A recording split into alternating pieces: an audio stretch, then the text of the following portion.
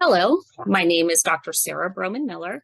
I'm a literacy professor at Fort Hays State University, and I'm also part of the Kansas Regent Institution's Structured Literacy Professional Learning, which you are now a part of. I want to take this time to say welcome, and I hope that you enjoy your time with this professional learning opportunity this summer. Reading assessment data has strong implications for educational practice, and a structured literacy approach informs how we analyze the data that we collect. Traditionally, we have focused our attention in the early grades on word reading, and rightly so. But we have not paid as much attention to the fact that this is also the time in a child's development where they are developing their language comprehension skills.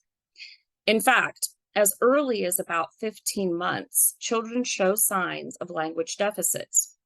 And these deficits often go unnoticed and reappear like late emerging poor readers because the language wasn't really addressed or measured in the early grades. We know that we've heard a lot about the science of reading and the simple view of reading. And we know that the simple view of reading should be explained by saying word recognition multiplied by language comprehension equals reading comprehension. You should have heard this many a times by now. And we've also talked about Scarborough's reading rope, where we have the 8 strands of the rope, 3 of those strands being focused on word recognition, and the other 5 being focused more on language comprehension. And we know that we have to have all of those components if we are going to have reading comprehension.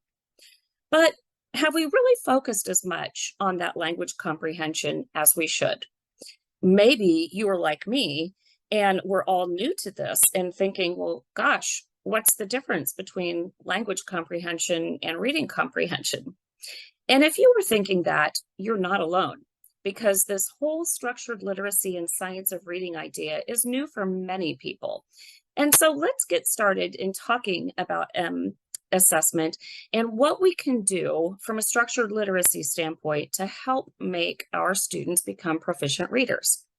Before we get started, I want to tell you that I believe that there are 3 major gaps in our instruction that should be addressed in order to help us transform our students into proficient readers. Number 1, I don't believe that we understand as much about how to collect the data, why we should collect data, and how we should use that data. I think that this is really hard for some teachers to understand. Maybe they just haven't been trained in that area, and that's okay. We're going to talk about it. Number 2, I believe that we need to assess language comprehension. We don't really do that enough. We spend a lot of time assessing fluency and word recognition, but we don't really spend time assessing that language comprehension or even how to go about it. And then finally, I think that we need, as teachers, we need an instructional tool, something that we can refer to, kind of a cheat sheet, if you will, that will help us when we are making instructional decisions about the students when we're looking at all of our data. And so hang on, because we are going to start up this discussion about assessment, and I hope you find it interesting. I know I sure do. So this graph here, this chart might look a little familiar to you. This is a quadrant model by Tills, and this talks about the 4 quadrants of reading. You see on the top right-hand side, you have adequate or good decoding and adequate and good language comprehension. So these are going to be the students that haven't really been flagged for any kind of reading help.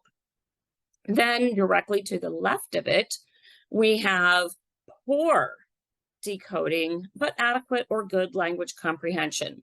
This is going to be in the quadrant called specific word reading difficulties, or SWRD. This is where we are going to find students that have dyslexia. This is where they might be. Directly below that, you will see the MRD, which stands for mixed reading difficulties. These are going to be students who have poor decoding and poor language comprehension. So it's a mixture of both the SWRD and the SCD, which we'll talk about now. Also know that about 50% of students with dyslexia will fall into the MRD. So they have both specific word difficulties and also specific comprehension difficulties. So even though the creator of this chart put dyslexia at the top, where we most normally find it, there are about 50% of students down at the bottom there too. And they call that a 50% overlap. Directly to the right and at the bottom, we have students with good or adequate decoding skills, but poor language comprehension skills. So these students are going to possibly be flying under the radar, because if you're only relying on your fluency scores, then they might be missed. And so we need to be looking at language comprehension as well. These students could be termed hyperlexic, and the official name for them is specific comprehension difficulties. Okay? So characteristics of the specific word reading difficulties. So again, like I said, they're going to have poor decoding, but good listening skill, or I'm sorry, good language comprehension. They're going to have good listening comprehension. Their reading is going to be inaccurate and slow. Often mild problems with phonological weakness and working memory, and oftentimes they'll have dyslexia. They will also almost always have spelling difficulties.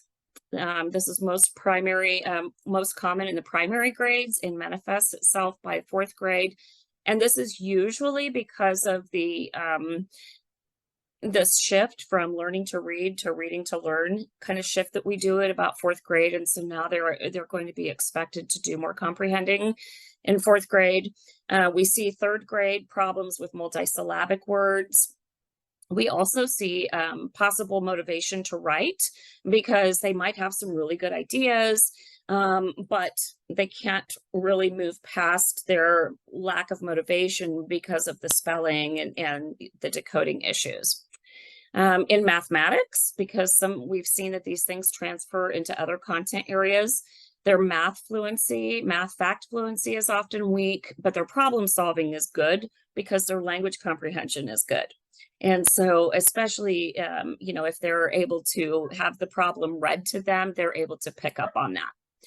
They can do well on passage independent questions because of their language strengths. So for example, if the question was, what was meant by the word glimmer in the story? Well, all a student has to know is what the definition of glimmer is, and now they're able to answer the story. So it might appear like they have not very many decoding problems because they're able to answer these questions, when in fact they do. And so they start showing up as they get older and older. They start having more demands on their comprehension, on reading comprehension, and then that's when these problems really start to show up. Also, there are influences on the assessments too that can sometimes throw off the assessment results. Things that you want to keep in mind, such as the length or the type of the passage, the timing of the passage, requirement to write. So if the students are asked to write their answers, as far as a comprehension assessment goes and they're asked to write, if they're having difficulty spelling, again, they might not be so motivated to write, so they're not going to want to do that. And then also, are they able to go back and look at the text for their answers? These are all carrying into the characteristics of the specific word reading difficulties. Next, we have the mixed reading characteristics. So these are going to be students with poor decoding and poor language comprehension. So I know sometimes you might have heard these students say, oh, these are going to be, your most troublesome students. These are going to be the ones that are going to be really hard to help. Not necessarily. It's just that they have more broad problems. It's not necessarily that they're more impaired. It's just that their problems kind of spread out more. Their listening comprehension is below average. Reading comprehension is even lower because they have problems decoding. And again, as I said earlier, about 50% of students with dyslexia will also have a language comprehension deficit. So some of them will be in the specific word reading deficits and others will be in the mixed. Many of the students here have difficulties with multiple components of writing. So not only composition, but also the spelling. They have difficulties with multiple components in mathematics, such as facts, fluency, and problem solving. They also research recommends that we want to make sure that we assess the student's reading comprehension with more than one measure. So if your school is using a CBM of some sort, like a maze or a close, you also want to do a retell or a question answer with that student, just to make sure that you are getting the same kind of results. Especially with students that are considered to have mixed reading difficulties. That's really important that you do that. We always want to add to the puzzle that we're putting together for the student. Now we have specific comprehension difficulties. So this is going to be the student that has good or average decoding skills. This is going to be the student also that probably, if you just gave like a universal screener, like a Dibbles or something, this student is probably going to fly on by because they are accurate and fluent at their reading. But what we don't know about them, if we don't check, is their language comprehension. They tend to have poor reading comprehension as well. And that causes a lot of teachers to kind of scratch their head like, oh, they can read so fluently and accurately, but they don't know anything about what they just read. Some people can be considered hyperlexia or hyperlexic in this category. They have reading comprehension problems that involve language comprehension and or oral vocabulary knowledge. And what's really interesting about these students is that they don't really have a history of early decoding problems. Usually, again, like I said earlier, this manifests itself mostly around 3rd to 4th grade. As the comprehension demands become greater, this problem starts to show itself. So the longer you look at the assessment data and the students' problems, you can start to see a widening and kind of a separation of these different quadrants. And you can begin to kind of cherry pick the different problems that they're having. Often students that are specific comprehension difficulty category do not qualify for speech and language services. This is because oftentimes the problem isn't profound enough for them to get flagged to receive those services. They have difficulties often with writing comprehension due to their language comprehension weaknesses like syntax, vocabulary, and their reading comprehension plays into it. Spelling, on the other hand, is going to be a strength for these students most likely because, again, they're pretty good at decoding and their phonological skills. So the spelling is going to be okay for them. Math is going to be a different story in terms of their problem solving, because anytime any of those like story problems in mathematics are related to having to read the problem and understand it, this is going to be an issue for these students. We also need to make sure when we're talking about the students with specific comprehension difficulties that we try and kind of weed out, if you will, if this is truly a language comprehension problem or if it's an attention deficit problem or an executive function problem. Because if you are thinking about listening to a story being read and listening to that story, that takes a lot of listening endurance. And so if you have an attention problem like ADHD or ADD, you might have difficulties listening to a story that's being read aloud. Also, it's a lot to keep all of those story facts in your head. And so if you're having an executive function problem, this could be a lot for you to do to try and hold all of that story information. And so if this is one of your students that you have in your classroom, there's things that we can do about this to help them. So let's talk about the two approaches here. So the non-structured literacy practice, right? The way that we used to do back in yesteryear, we overlooked contextually appropriate errors. So when a student was reading a fluency passage they might substitute a for the, or this for that, home for house, and so on. And it depends on what side of the fence you were on. You might have looked the other way because, after all, if it didn't interrupt meaning, then why should we count it as an error? And so what we would do is call that a miscue, and we would move on from that, and we wouldn't count it as an error.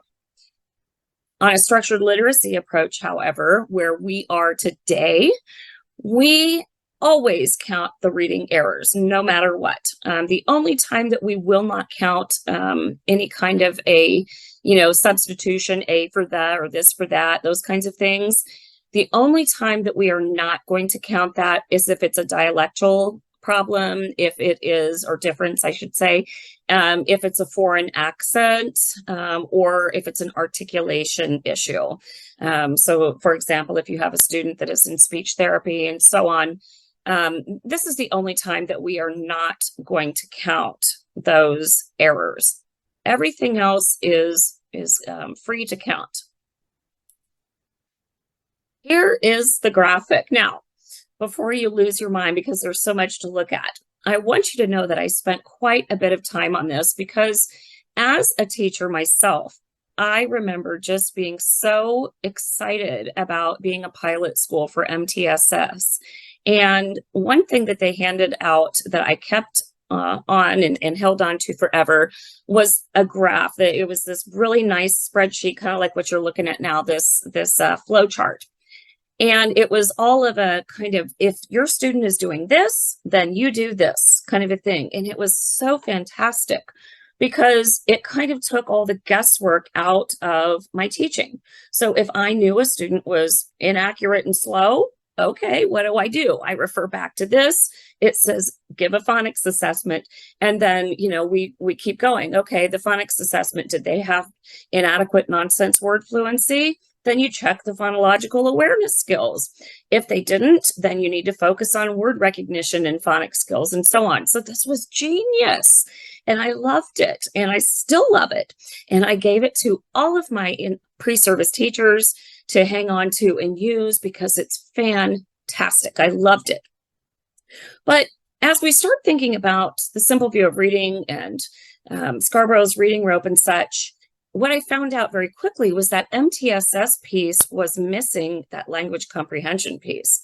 It wasn't embedded in all of the different groups across the board. And so what I did was I spent time putting this language comprehension graphic along with the MTSS flowchart I told you about to come up with this. And I hope that you find it useful. And again, please forgive me and give me a little bit of grace if there are any errors in it, because I'm sure there might be. And quite honestly, I kind of went out on a limb to share it with you because, it's always something new, but I believe that this will help you as in-service teachers to be able to understand the data you collect from your students and be able to address that language comprehension piece in that simple view of reading equation. Okay, so let's talk about it for a minute. So we have here first group 1, which is going to be the students who are accurate and fluent for their reading comprehension. Okay, so you've given that DIBELS, or you've given the whatever it is that you give, Easy CBM or Ames Web or whatever it is that you're giving, and you come back with the score, this number, right? And I always wondered as a brand new teacher, what in the world that number meant. Well, if you don't investigate and find out what that number means, like, oh, my student read 73 words a minute. Okay, well, what does that mean? What do we do with that number? If we don't know what to do with that number, then that number, that data, is absolutely useless to us. So we need to know. So with group 1, if they are accurate and fluent, we used to just say, oh, okay, well, go ahead and look at their vocabulary knowledge and their reading comprehension.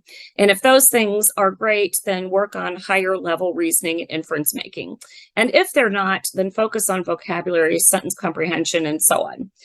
But we never added the language comprehension piece. And so I took the opportunity to do that for you.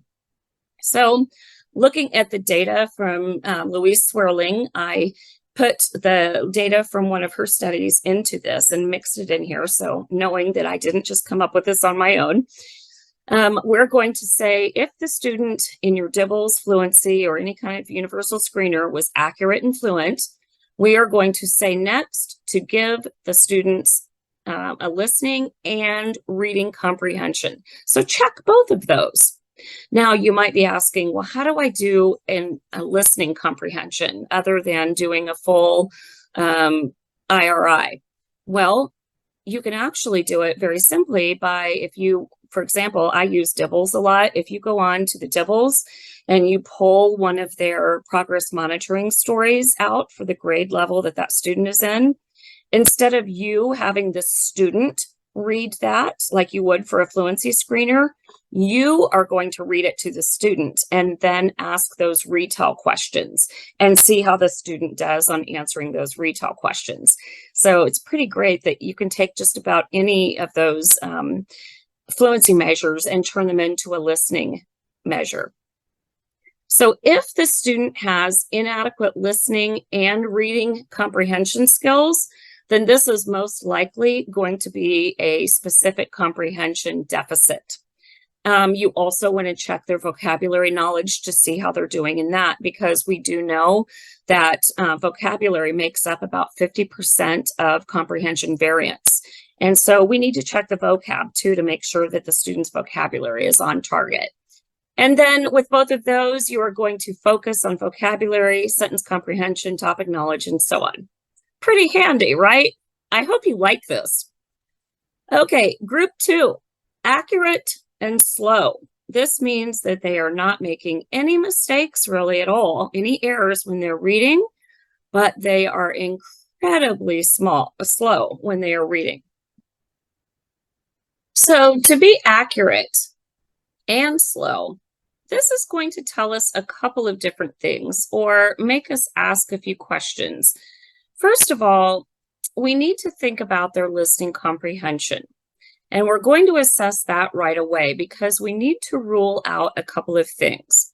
First of all, in this group, we need to find out what the listening comprehension is like, because this could actually be a language comprehension problem, which is why their ability to read is slow. And so to do that, we are going to look at their nonsense word fluency, and we're also going to look at their word reading fluency. So you're going to assess the listening comprehension, and if their listening comprehension is inadequate, then you are going to look at their nonsense word fluency and word reading fluencies. Now, sometimes you might have already had these. I know that in the younger grades, in the DIBELS measures, these are already included in those. So it's not like you have to reassess them. You can just go back and look at the nonsense word fluency measure and the word reading fluency measure. If your assessment does not include those, which hopefully it does, I think you have to have those now.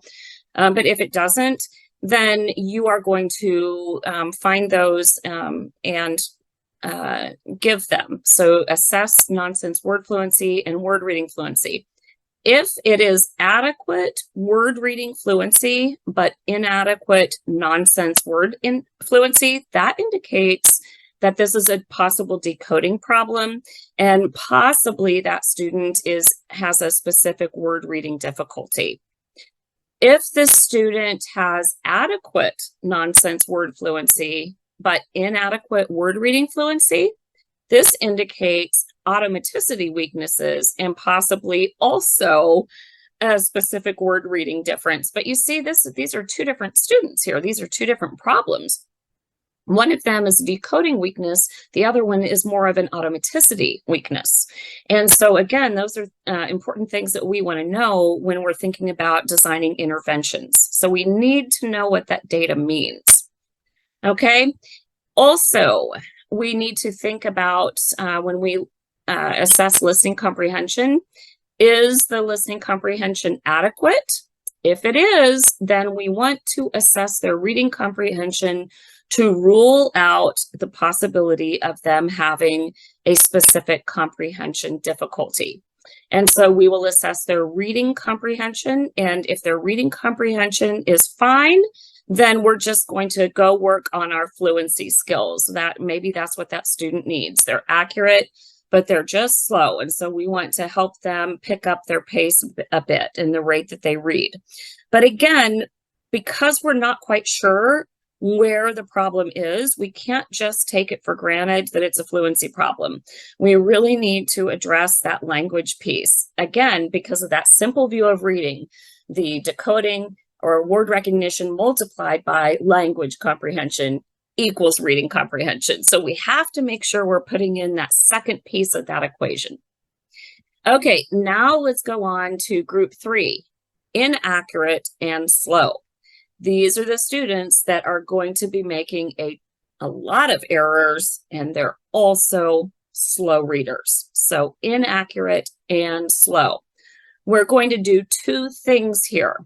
First, or it doesn't really matter, either or, you can decide which one you want to do.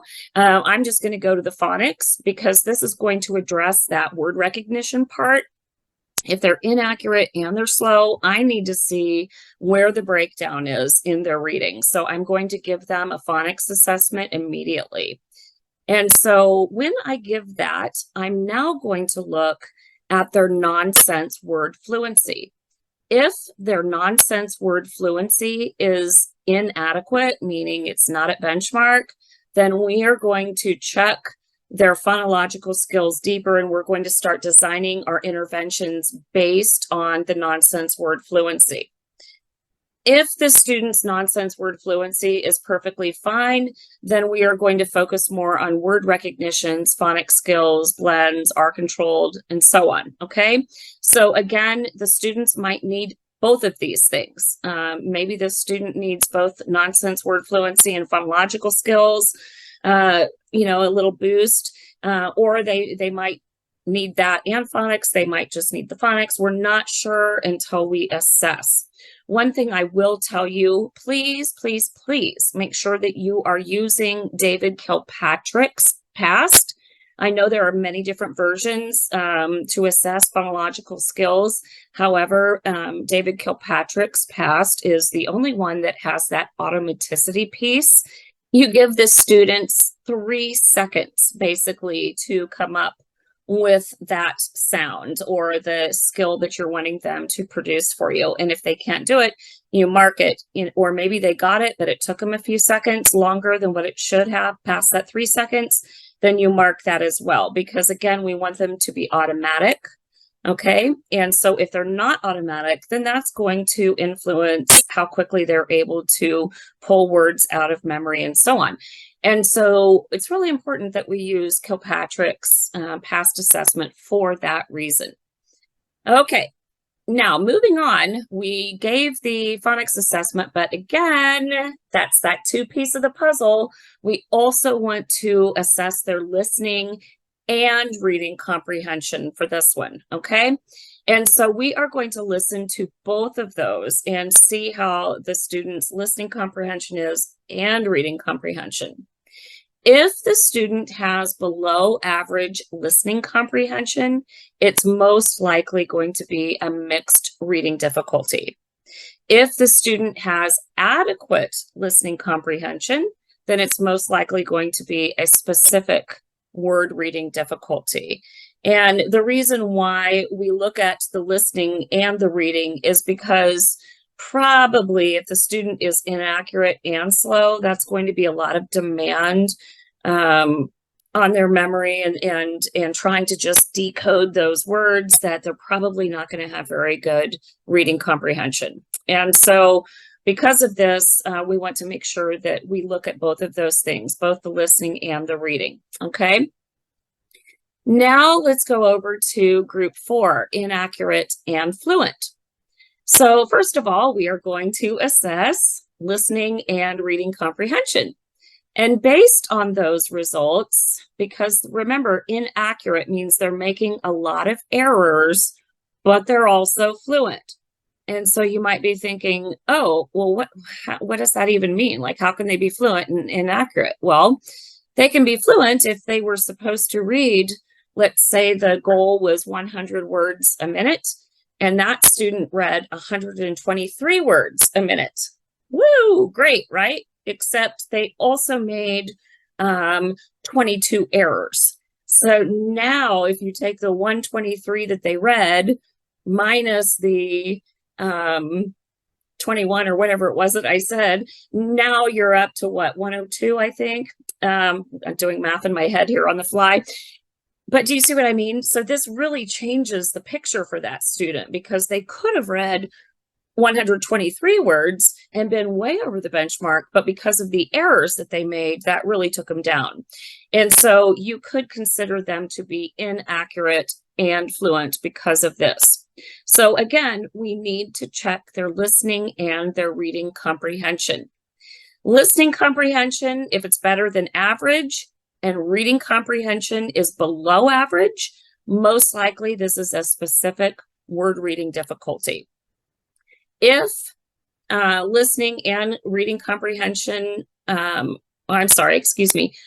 average, if the student has below average listening and reading comprehension, most likely it's going to be a mixed reading difficulty.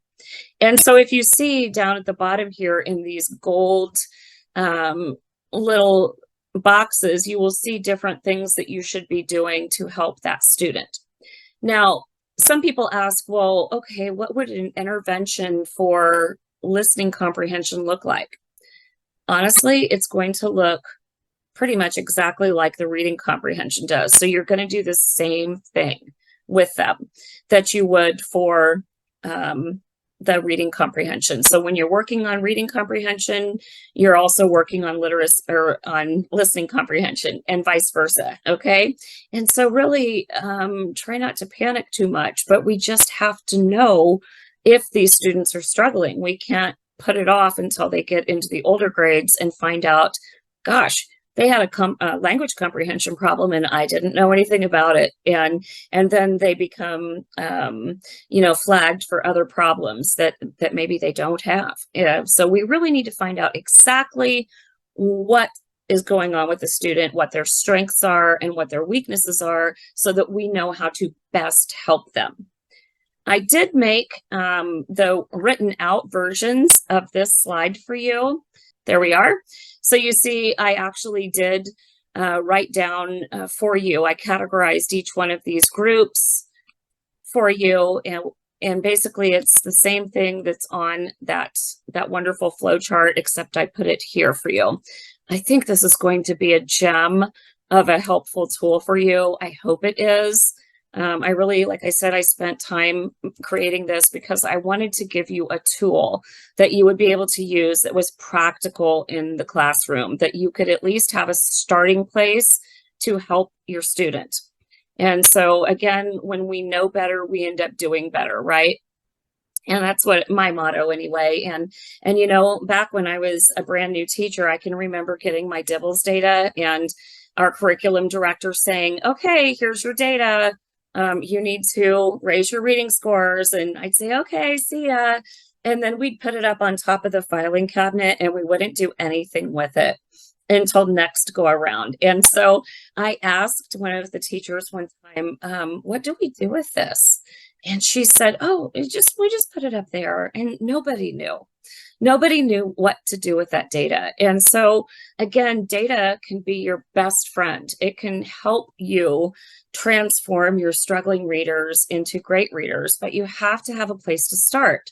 You can't just go on a feeling, or you can't just go on what I like to call the splatter paint method, where you've got a target on the wall and you dip your paint in the paintbrush and you throw paint at it. Well, what happens? Some of the paint hits the target, but a lot of the paint just goes elsewhere, right? And that's what happens when we use our time with the students, giving them interventions that aren't designed for their specific needs. Is it going to help them? I don't know. Maybe. Is it going to hurt them? Possibly, because if it's not what they need, you're taking instructional time away from them, and they could be focusing on the things that they really need, where their weaknesses are, and you could also be using their strengths that they have to help build them up and give them confidence. And so again, it's super important that we learn where our student struggles lie and what we can do about it. Okay? So there will be an assessment over this video, so please feel free to look at the PowerPoint that was included in this, and you feel free to keep it. I hope that it's helpful to you. I know as a teacher, it has always been beneficial to me to have something like this, some kind of flow chart that can kind of help me take the guesswork out of what's going on with my students' reading.